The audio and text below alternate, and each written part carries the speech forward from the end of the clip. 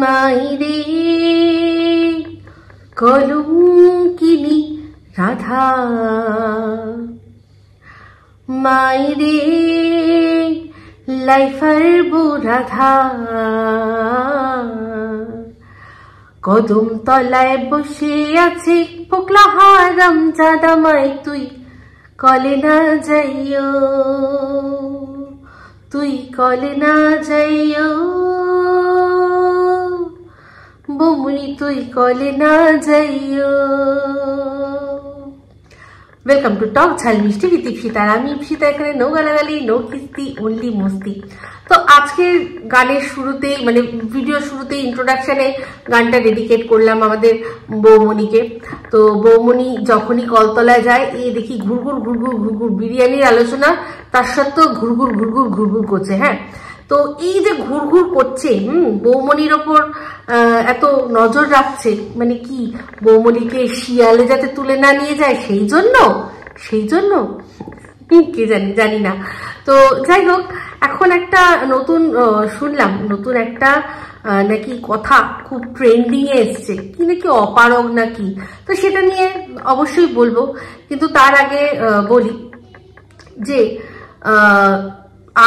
আরশের ভিডিও দেখলাম, অসাধারণ আরশ, মাইন্ড ব্লোয়িং, চিপায় চাপায় কোনায় কানায় যেখানেই লুকিয়ে থাক, ঠিক এই কবিতা চোরকে খুঁজে বাইরে বার করে নিয়ে আসে আরশ।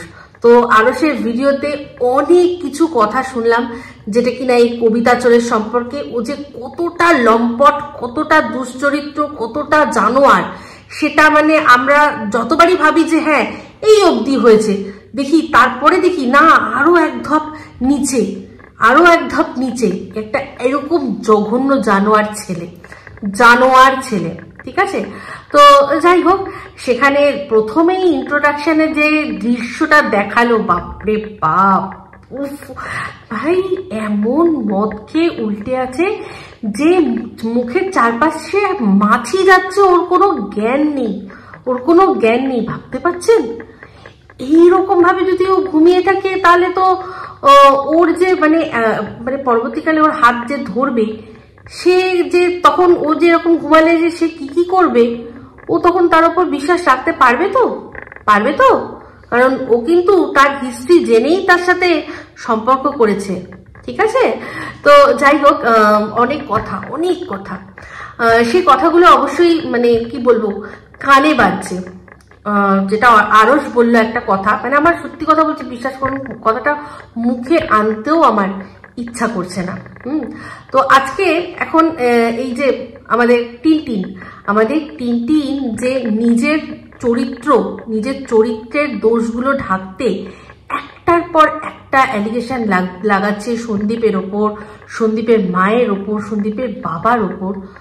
ও মনে হয় ভুলেই গেছে যে ও এর আগে কি বলে এসছে, কি করে এসছে। আসলে ভোলেনি, সেই জন্যই কিনা ওই চ্যানেল দুটো বন্ধ করার চেষ্টা করছিল। হ্যাঁ, যে কোনোভাবে এইগুলো বন্ধ না করলে সব মানুষ জেনে যাবে যে এই আমি যা দোষারোপ করছি সমস্ত ভুল। কিন্তু ফিকার নট, আই এম হিয়ার, তো সো ডোন্ট বি ফিয়ার, সমস্ত কিছু চলে আসবে সামনে।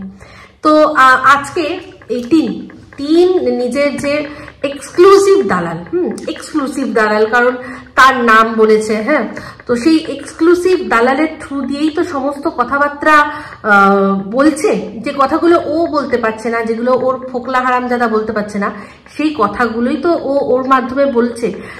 তো সেই কথাগুলো সেজন্য শুনতেই হয় বাধ্য হয়ে। তো আমার সেটার দায়বদ্ধতা আছে, কারণ আমি যেহেতু এদের নিয়ে ভিডিও করি, আপনাদের কিন্তু নেই দায়বদ্ধতা, একদম মাথায় রাখবেন। তাই জন্য আপনারা যদি মনে হয় ওদিকে না, এদিকের থেকেই সব খবর নিয়ে নেবেন। কারণ এই যে ডিজিটাল ভিখারি মানে এর হাত পা পঙ্গু করে দেওয়া উচিত। মানে ওই রকম ভাবে, মানে ফিজিক্যালি হাত পা না, এই ওয়াইটিতে যে হাত পা ও গজিয়েছে না, সেটাকে পঙ্গু করে দেওয়া উচিত। কারণ ও মিসইউজ করছে মানুষের ইমোশন নিয়ে, সেগুলোকে মিসইউজ করছে। তো যাই হোক, একটা কথা বললো ভিডিওর মধ্যে, সেটা হচ্ছে গিয়ে কি না, এই সন্দীপের বাড়ির থেকে কোনো রকম উদ্যোগ নেওয়া হয়নি এই সম্পর্কটাকে আবার জোড়া লাগানোর। বলছে যে টিনের বাড়ির থেকে তো অনেক চেষ্টা করা হয়েছে, টিনের বাবা নাকি ফোন করেছে, যেতে বলেছে, অনেক কথা, ঠিক আছে। তো ও মনে হয় মানে কি বলবো, মানে ব্রাহ্মী শাক তো না, ব্রেনোলিয়া না, কোনো কিছুই ওর না দাওয়া কাম না আয় না দুয়া কাম আয়। একটা গান গায় না, ওটা অ্যাকচুয়ালি ওর জন্য। কেন বলুন তো, যে বলল যে একটা ভিডিওর মধ্যে যেখানে কিনা টিনটিন বলেছে যে কেন রে, কেন আমার এই মুখটা না বিছলে তোর হয় না। হ্যাঁ, তো সেই ভিডিওটাও দেখেছে, কারণ এই কথাটা উল্লেখ করেছে। তো যদি সত্যি ও ভিডিওটা ভালো করে দেখতো তাহলে বুঝতো ওই ভিডিওটার মধ্যেই ফার্স্টে ও বলেছে, এই ডায়লগটা দেওয়ার আগের ডায়লগটা এটাই ছিল যে আজকে এই যে সন্ধ্যেবেলায় তোমাদের দাদা, নাম ধরেই বলছি, সন্দীপ দা ফোন করেছিল আমাকে, বলছিল যে যা হয়েছে হয়েছে, আমরা নতুন করে শুরু করি। তারপরেই ও হঠাৎ করে কেন রে, কেন আমি এখন ল্যাটা মাছ ধরে আছি, তোর ভাল লাগছে না, ঠিক আমাকে বাড়িতে নিয়ে গিয়ে আবার সেই পটল সার্ডিন মাছ ধরালে তোর না ধরালে চলছে না। এটা তাহলে বলতোই না, ও আগের ডায়লগটাই ভুলে গেছে, তার মধ্যেই ও সন্দীপের নাম নিয়েছে, যেখানে কিনা ও ওইটা বলেছে, ওর ফেমাস সেই ডায়লগ। আর আমার মুখে এই ডায়লগটা আপনারা শুনতে খুব ভালোবাসেন, আমার অনেকবার লাইভে এটা তো আসে, আর তার সাথে আসে সুপার বুদ্ধি। তো বুদ্ধির কথা এখন রাখি, এই যে ছদ্দি আছে, সেই ছদ্দি মানে না কোনো কমেন্ট না, ওকে মানে যাই আপনারা বলে দিন না কেন, সে আপনারা কমেন্টের মাধ্যমে ওকে বোঝান না বোঝান, প্রশ্ন করুন, ও কিচ্ছু জানবে না। ওর ঠুলি পড়া ঘোড়া, ও এদিক না ওদিক, এইখানটাতে একটা যা দেওয়া আছে ওইটা করে দেখে পড়ে এটুকুই বলবে। সেইটা বলাতে ওর যে ইমেজ নষ্ট হচ্ছে, ও যে লোকের কাছে ভুল প্রমাণিত হচ্ছে, লোকে যে ওর যুক্তি আস্তে আস্তে আস্তে আস্তে দূরে সরে যাচ্ছে, সেটা ওর এখনো বোঝার সময় হয়নি, আর ও বুঝবেও না।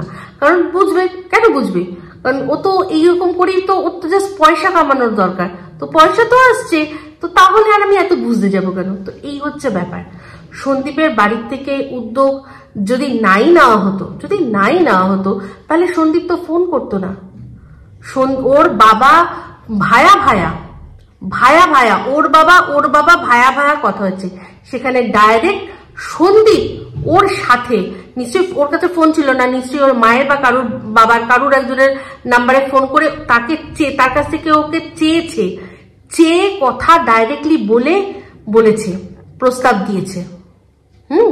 না বাবার থ্রু দিয়ে না মায়ের থ্রু দিয়ে, নিজে ডাইরেক্ট 1 to 1 যারা একসাথে দুজন থাকবে সেই একজন আরেকজনকে বলেছে যে চলো আমরা আবার শুরু করি। আর কি করবে এই মানে বক্তব্যটা এমন ভাবে বলছে যেন পরকীয়াটা সন্দীপ করেছে, যে আমার ভুল হয়ে গেছে ভাই, আমি তোমার বাড়িতে এসেছি, তোমার পায়ে ধরছি, চলো তুমি আমাকে নিয়ে, আমার সাথে তুমি চলো।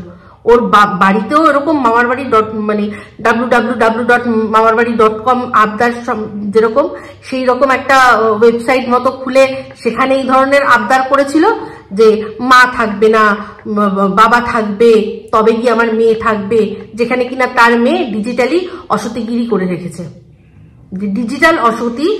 সে আবার মানে সে অসতিগিরি করে সে এখানে রাখছে, কি যেন বলে, শর্ত রাখছে, যেন মনে হয় সন্দীপ করেছে পরকীয়াটা। তাহলে ভাবতে পারছেন যেটা কি জিনিস। তো যদি সত্যি আবার না সংসার করার হতো, তখন এই যে জলপাইগুড়ির কাকু কাকিমা, তাদের কি খেয়ে যায়, মানে তাদের কি যায় আসবে, ওরা একসাথে থাকলো কি থাকলো না, কি যায় আসবে। ওরা একসাথে থাকলে ওনাদের ঘরে কি প্রত্যেক মাসে অ্যাকাউন্টে টাকা ঢুকবে না? তো তাও তারা নিজের গাঁটের পয়সা খরচা করে এসছে। ওই যেদিন ওনারা এসছিল না, সেদিনও আমি অনেক কিছু রিয়েলাইজ করতে পেরেছি, অনেক কিছু।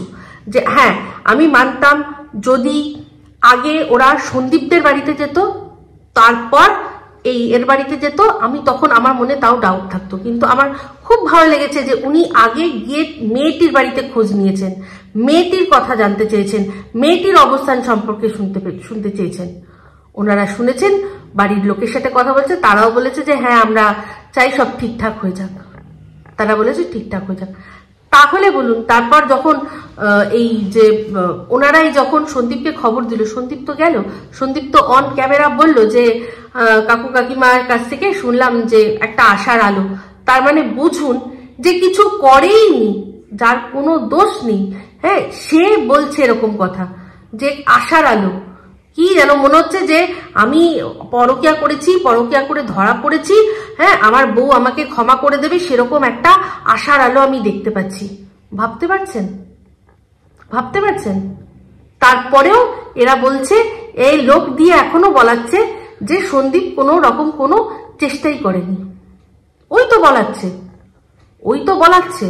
তাই না?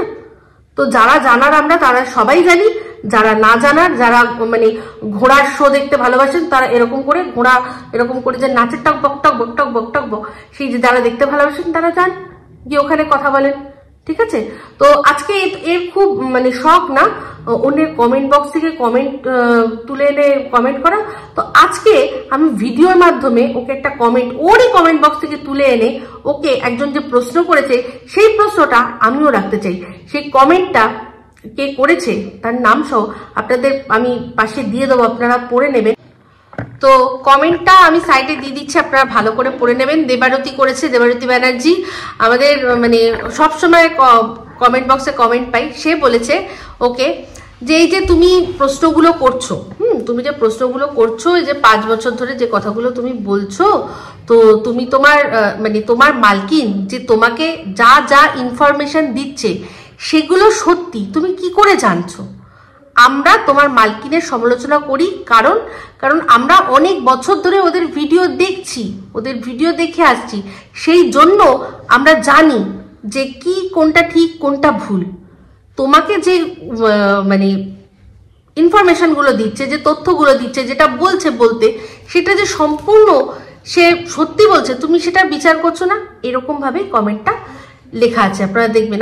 আমি ওর উত্তরের অপেক্ষায় অবশ্যই থাকবো। আমি দেখতে চাই ওর ধক আছে কিনা, ওর দম আছে কিনা এই প্রশ্নের উত্তর দেওয়ার। কারণ ও সন্দীপের কমেন্ট বক্স থেকে প্রচুর কমেন্ট তুলে নিয়ে সেটা নিয়ে ও বিচার করতে বসে, কিন্তু ওর কমেন্ট বক্সে যে দীর্ঘদিন ধরে কমেন্ট, যেগুলো যদি একবার মানে যদি তুলে ধরি না, ও মানে পালাবার পথ পাবে না। কিন্তু আমি তাও করি না, কিন্তু এই কথাটা আমার মনে হলো অবশ্যই বলা দরকার। তো যাই হোক, এখন একটা ভিডিও ক্লিপ আপনাদের সাথে শেয়ার করছি, আপনারা দেখুন, তারপর আমি আসছি। নাতের বিয়ে বলে কথা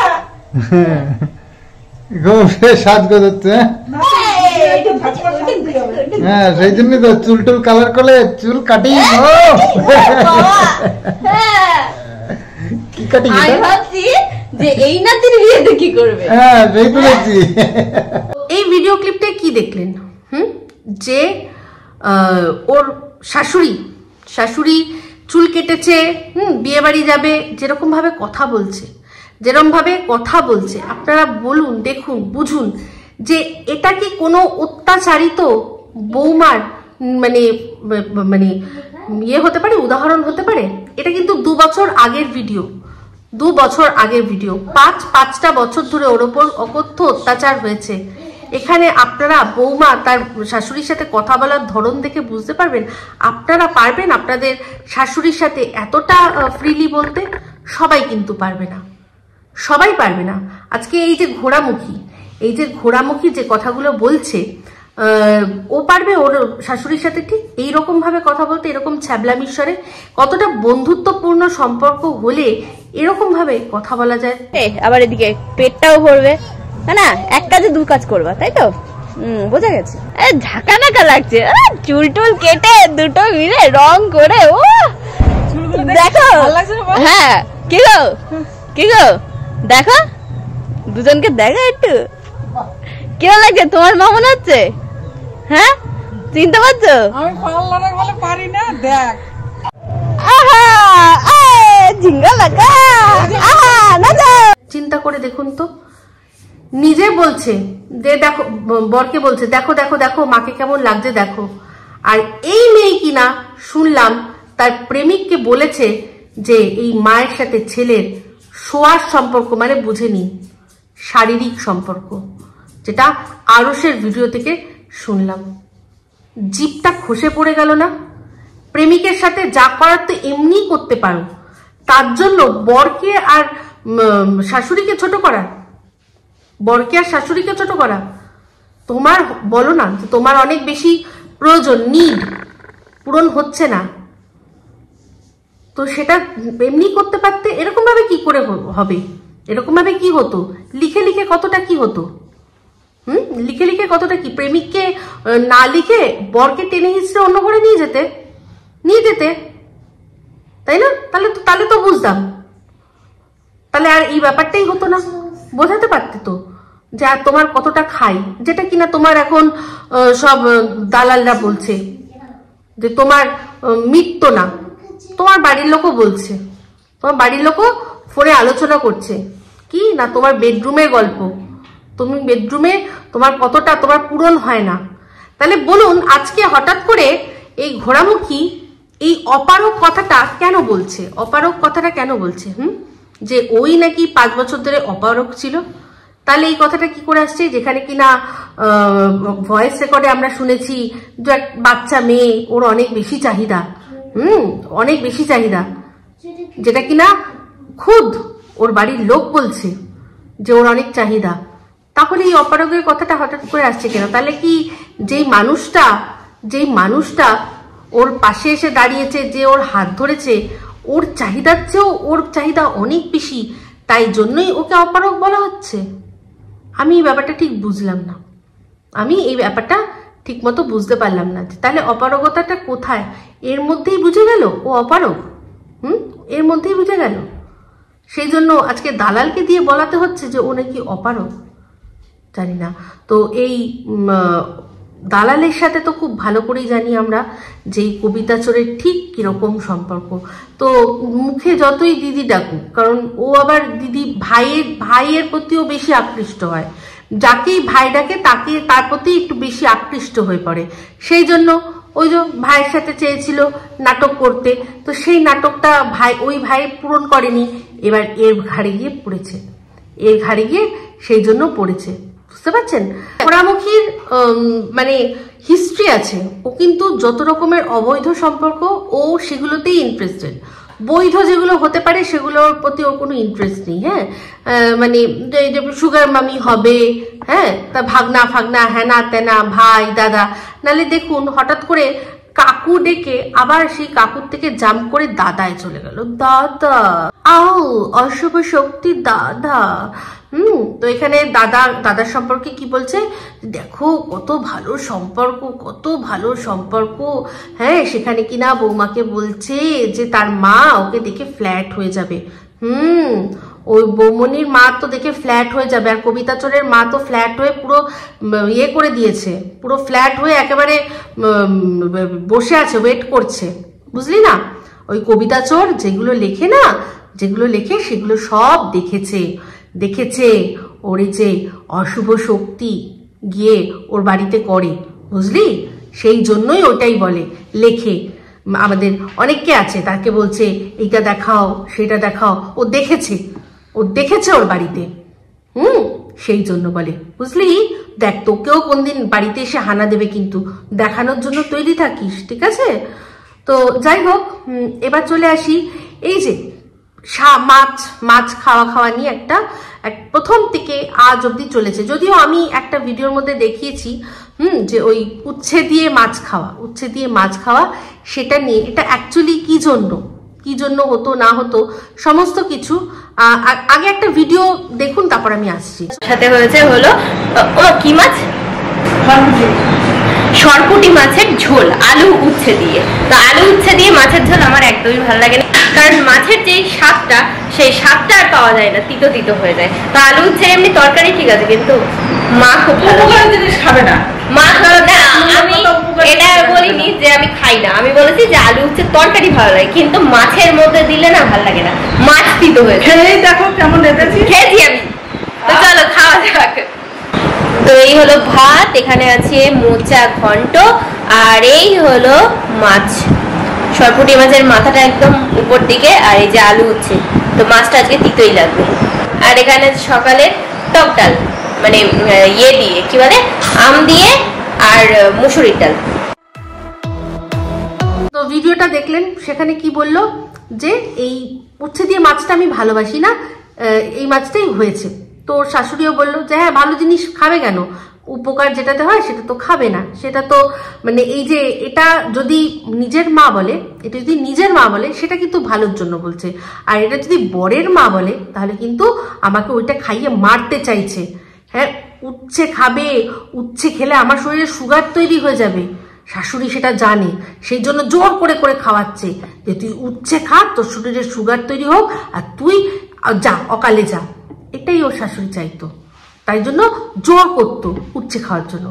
তো যে আমার এখানে বক্তব্য একটাই, যে শাশুড়ি বৌমার এত ভালো সম্পর্ক, হ্যাঁ, তো এত ভালো সম্পর্ক জন্য আবার একটা ছোট্ট ভিডিও দেখুন, আমি আসছি, তারপর আরো ভালো করে তাহলে বোঝাতে পারবো।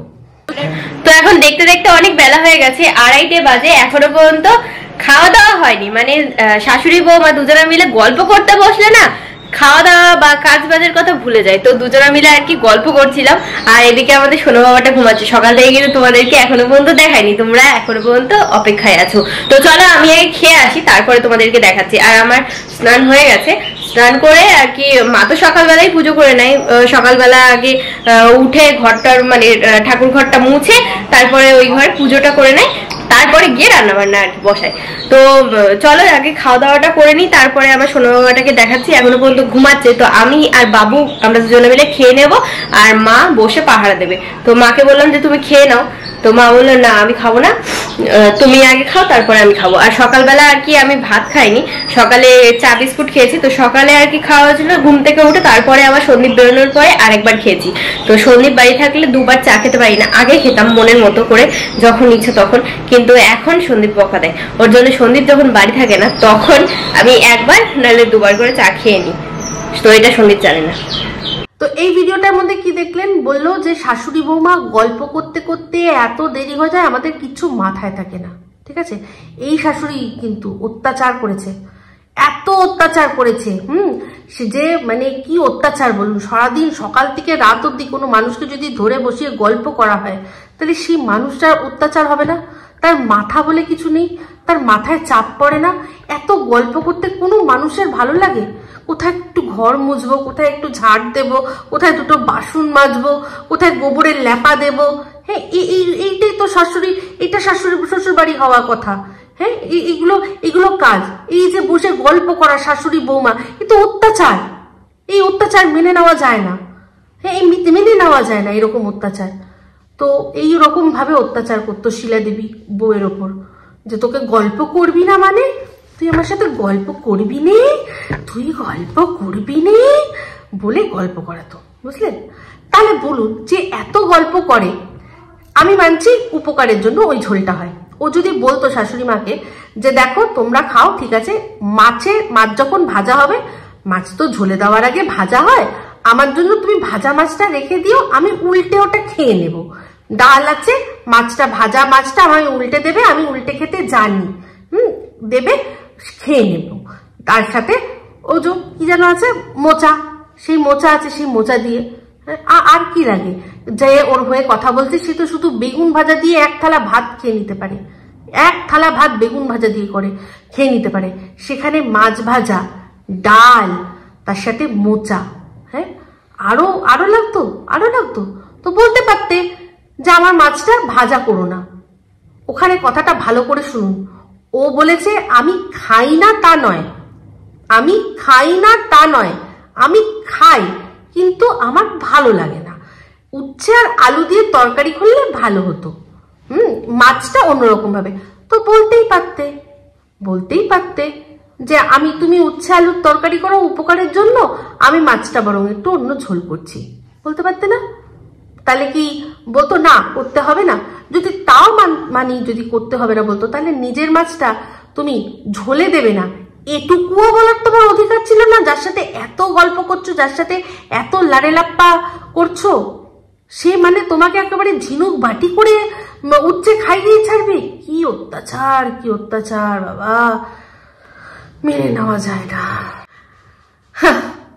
মজার কথা দেখলেন, মজার কথা শুনলেন, কি বলল যে সন্দীপ ওকে চা খেতে দিত না। আগেও চা খেত, যত ওর মনে হতো চা খেত, কিন্তু তারপর সন্দীপ বলেছিল যে না, বেশি খেও না চা। কেন? কারণ ওর ক্ষতি হবে বলে। খুব অন্যায় করেছিল বলুন, খুব অন্যায় করেছিল। এটা হয় না, যারা কেয়ার করে মানুষকে, যে তার যে পার্টনার আছে বা তার যে কোনো আত্মীয় আছে, তাদের ক্ষতি হতে পারে, তাকে সেই ক্ষতির থেকে আটকানো, সেটা মানুষ যখন তার সাথে ভালো সম্পর্কে থাকে তখন সেটা বোঝে। কিন্তু যখনই সম্পর্ক বিগড়ায় সে এইসব জিনিসগুলোকেই ইস্যু বানায়। কি আমার কোনো অধিকার ছিল না, আমি নিজের মর্জিতে চলতে পারতাম না, আমি চা খাবো, আমাকে চা খেতে আটকানো হতো। তো দেখেছেন তারপর কি বলল, যে আমি কিন্তু লুকিয়ে লুকিয়ে, সন্দীপ জানে না আমি লুকিয়ে লুকিয়ে চা খাই। হ্যাঁ, তুমি লুকিয়ে লুকিয়ে সন্দীপকে আর কি কি করেছো সেটা সারা ওয়াইটি, সারা দুনিয়া দেখতে পাচ্ছে। সন্দীপকে লুকিয়ে চা খেতেই পারতো, খেত, বুঝলাম, কিন্তু তাহলে শিলাদেবী মানে শাশুড়ি তো ঠিক জানতো, কিন্তু শাশুড়ির সাথে সম্পর্কটা এতটাই বন্ধুত্বপূর্ণ ছিল যে সে ওটা করতে দিয়েছে, সে ওর এই জিনিসটা লুকিয়ে রেখেছে। সেই সময় থেকেই যদি সেই রকম যদি শাশুড়ি হতো না, তাহলে উচিত ছিল ছেলেকে জানিয়ে দেওয়া, তুই বারণ করেছিস, তোর বউ কিন্তু লুকিয়ে লুকিয়ে চা খায়, তোকে জানতে দেয় না। ও বা ওর এজেন্টরা শিলাদেবীকে যেরকম লোকের সামনে সাজাতে চাইছে, যদি শিলাদেবী সত্যি সেরকম হতো তাহলে এটা করতেন। ও যখন চা খেত কিছু বলতো না, এদিকে সন্দীপের কান ভাঙানি দিত যে তোর বউ তো তোর কথা শোনে না। যদি সেটা করতো না, সন্দীপ যদি ওর উপর নজর রাখতো না, তাহলে আজ সন্দীপের এই জিনিসটা হতোই না, ওর সাথে যেটা হয়েছে। কারণ আমরা সবাই দেখে নিয়েছি যে সন্দীপকে লুকিয়ে লুকিয়ে ও আর কত কি করেছে। তো যাই হোক, এই টিন আবার তার দালালকে দিয়ে অভিযোগ করিয়েছে যে এই ওর শ্বশুর বাড়িতে একমাত্র ওই মহিলা মানে শিলাদেবী, উনি একজন মহিলা থাকবে, আর কোনো মহিলা থাকবে না, কারোর কথা শোনা হবে না। হ্যাঁ, কাকে দিয়ে বলাচ্ছে ভাবুন। হ্যাঁ, যে কিনা নিজের শাশুড়িকে ঘর ছাড়া করেছে, সে এসছে। অবশ্য ঠিকই আছে, সে বলতেই পারে যে তুই বউ হয়ে ঘর ছাড়া হলি কেন রে, কোথায় বউ শাশুড়িটাকে ঘর ছাড়া করবি, আমাকে দেখ, লুক এট মি। তো ভালো করে টিন নিশ্চয়ই ট্রেনিং নিয়েছে, পরবর্তীকালে যখন শ্বশুরবাড়িতে যাবে তখন কিন্তু খুব কাজে লাগবে। ওইখান থেকে কিন্তু একদম শাশুড়িকে বিতাড়িত করতে হবে, নিজে বিতাড়িত হবে না কখনো, শাশুড়িকে একদম বার করে দেবে। শিখে নিয়েছো তো, এই যে যেরকম তুমি দালাল পুষেছো, সেই দালালটা যেরকম করেছে, তাদেরই বাড়ি, তাদের সমস্ত কিছু, তাদের জায়গা, তাদের বাড়ি, তাদের সমস্ত, তাদের কিন্তু আজকে তাদেরই ওই বাড়িতে থাকার কোনো রকম কোনো অধিকার নেই। অধিকার মিন্স জোর করে কি থাকতে পারে না, কিন্তু থাকবে না। এইরকম টক্সিক পরিস্থিতি তৈরি করবে, এইরকম একটা নেগেটিভ পরিস্থিতি তোমার চারপাশে একটা করবে যে তোমার চারপাশের মানুষ তোমাকে ছেড়ে চলে যায়। সেখানে এই শ্বশুর শাশুড়ি নিজের মানে প্রাণ বাঁচাতে পালিয়ে গেছে, যা শুরু করেছে, ঠিক আছে। তো তার ফল সব চিন্তা নেই, সব হবে। তো তাহলে বলুন, যে বলছে যে শাশুড়ি মা শুধুমাত্র নিজেই রাজত্ব করবে, মানে আমরা আলফা মেল শুনেছি না, ইনি হচ্ছেন আলফা ফিমেল, মানে তিনি একজন থাকবেন আর কেউ থাকবে না, ঠিক আছে। তো একটা ছোট্ট ভিডিও ক্লিপ দিচ্ছি, দেখুন, তারপর আমি বলছি। নাচানাচি কমপ্লিট করে এখন এসে বুদ্ধি করছে, দেখো বলছে কি এখন আমাদের আর যেতে ভালো লাগছে না, তুই আর সন্দীপ যা, বুঝলে। তো মোট কথা আমাকে নেমন্ত্রণ করেনি আর কি বরযাত্রীতে, হ্যাঁ আমাকে নেমন্ত্রণ আছে হলো বউ ভাতে। তো এখন বলছে যে যাক, টিনা যাক আর সন্দীপ যাক আর ছোটটাকে নিয়ে যাক। তোমরা তো ভিডিও তো ভালো কত বিয়ার হবো না, সত্যি যদি এটাই হতো তাহলে সকাল থেকে বলতে পারতো, তাহলে আমি একটু শ্যাম্পু করতাম, আমি একটু ক্যালি দিতাম। না, সকাল থেকে ওরা বাবা চুল কালার করা, চুল কাটা, আমি দেখো শাখা বাঁধানো, চুড়ি পরে একদম রেডি, আর এখন এসে সন্ধ্যাবেলা বলতে যাবো না। আমি একটু শাখা বাঁধানো তো পড়েছে। সন্দীপের এখন কথা যে ঠিক আছে টিনা যাবে, কিন্তু তোমার চুল জোড়া লাগাতে হবে আর কালি উঠাতে হবে, তাহলে কি পারবো? তাহলেই যাবো। আমি তো বলছি যে চুল আটা দিয়ে লাগিয়ে দাও, আটা দিয়ে লাগাবো, আমার বৌভাতে দিন খুলে দেবো। আর এই দেখো এটা আনন্দ, দেখো আনন্দ, কি আনন্দ, ভালোই ভালোই, মা আর পিসি তো ওইদিকে বরযাত্রী চলে যেতে পারতো, আমি আর সন্দীপ একটুখানি ভেবেছিলাম যে ইয়েতে যাবো, রাসের মেলায় যাবো। কোথায় কোথায় রে? কি বোয়ালিয়া? বোয়ালিয়া, আচ্ছা বোয়ালিয়াতে যাবো রাসের মেলা দেখতে। ওইখানে বেশ ভালো রাস হচ্ছে, সে দিতে দেবে না। দেখেছো, বৌমা একটু বাড়ির থেকে বেরোতে চাইলে অমনি আটকে দেবে, যে কোনো একটা প্ল্যান করে। এটা গন্ডগোলটা বাবুই পাঠালো সকালে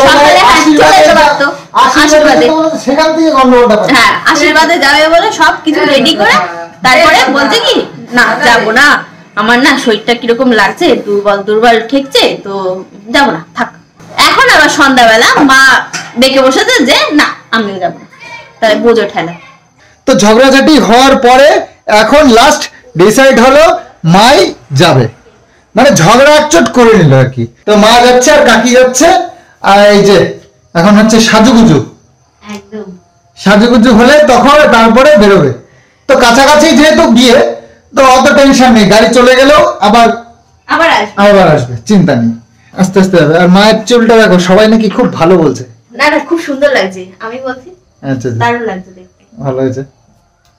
তো কাটে না এত ছোট করে, তো মা খুব দুঃখ পেয়েছে চুলকাটা কাটার জন্য, কাটার পরে। আচ্ছা তোমরাই একটু জানিও তো কেমন লাগছে।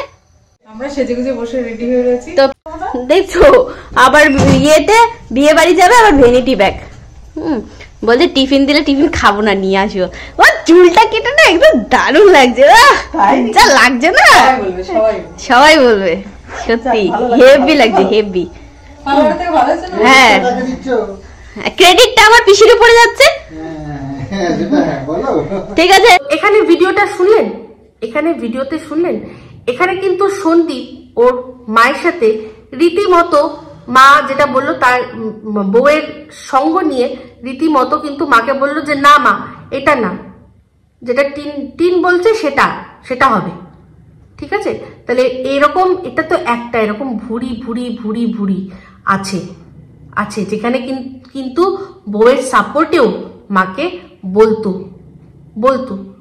যারা পুরনো আমরা আছি তারা আমরা সব জানি। আমার হয়তো কিছু ছুটে গেছে, অন্য একজন দেখেছে, অন্যের হয়তো কিছু ছুটে গেছে, আমি দেখেছি। আলটিমেটলি আমরা সবাই জানি যে ওরা ওখানে কতটা সুখী ছিল। আজ থেকে 2 বছর আগে, আচ্ছা এই যে ও বলে যে মানে অনেক বছর ধরে সম্পর্ক, অনেক বছর ধরে ও প্যারালালি ল্যাটা মাছও ধরে আছে, আর সন্দীপকেও ধরে আছে, তাহলে এই সময়ও কি ল্যাটা মাছটা হাতে ছিল? আমার বারবার কেন জানি না মাথায় শুধুমাত্র এই প্রশ্নটা আসে যে ল্যাটা মাছটা ঠিক কোন সময় ধরলো? নিতেই বলেছে যে আর 1 দিন 2 দিনের সম্পর্ক ভাবছো, কতদিন? তাহলে আমি ঠিক জানতে চাই যে ঠিক কোন সময় থেকে ধরে নেবো যে নাটকটা শুরু হয়েছে, এই সুখী আর মানে সতী নারী ডিজিটালি অসতী হয়ে গিয়ে কবে থেকে সতীগিরি আমরা দেখছি, সেটা আমরা জানতে চাই। তাহলে বলুন যে কথাগুলো বলছে সেই কথাগুলো যে কতটা অযৌক্তিক সেটা বুঝতে পারছেন? ইচ্ছা করে আমার বক্তব্য একটাই, যে তুমি একটা ভুল করেছো, ঠিক আছে চলো, আমি এটা বারবার বলেছি আর বারবার বলবো, তুমি একটা ভুল করেছো, তোমার ভুল হয়েছে, বাট তুমি যদি মনে করো তোমার ভুলের জন্য সাজা তুমি একটা নির্দোষ ফ্যামিলিকে দেবে, সেটা হবে না। আর মারাত্মক পরিণতি আছে। আমি মানে এটা ওয়াইটিতে একজন নয়, অনেকেই জানে যে আমি যেগুলো বলি সেই কথাগুলো কোথাও না কোথাও গিয়ে ফলে যায়, একদম ফলে যায়। তো সেক্ষেত্রে বলছি যে আমি যেটা মানে একদম দেখতে পাচ্ছি চোখে যে এটাই হবে।